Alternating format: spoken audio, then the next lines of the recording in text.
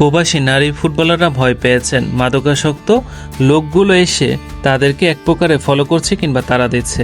অনেকটা ভীত হয়েছিল নারী ফুটবলাররা, তারা দৌড়ে অনেকটা বাঁচে উঠে যায়।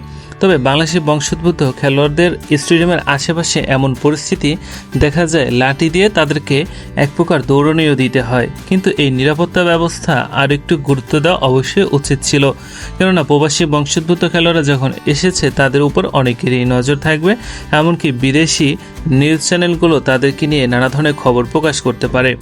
তবে এখানে যারা মাদকসেবী তাদের এই আড্ডা, এই হঠাৎ আগমন বিষয়টি খেলাযুগের ভিডিও থেকে মূলত সংগ্রহ করা হয়েছে। আপনারা দেখতেই পাচ্ছেন কি অবস্থা। দেশের ফুটবলে আসলে মাঝে মধ্যেই দেখা যায় নিরাপত্তাহীনতার অভাব।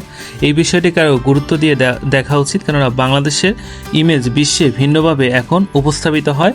হামজা সমিত সোমরা আসার পর বাংলাদেশের ফুটবল নিয়ে সমস্ত বিশ্বেরই নতুনভাবে আগ্রহ তৈরি হয়েছে। এমনকি পার্শ্ববর্তী দেশ ভারতও এটার উপর নজর রাখছে। সেইখানে দাঁড়িয়ে স্টেডিয়ামের বাহিরে যখন খেলোয়াড়রা যখন বাসে উঠবেন, টিম বাসে, তখন সেখানে এরকম অবস্থায় নিরাপত্তাহীনতা বিষয়টি আসলেই অবহেলা আরেকটি বিষয় ছিল। এটিকে আরও গুরুত্ব দেওয়া উচিত, না হলে বিষয়টি নেতিবাচক প্রভাব পড়বে।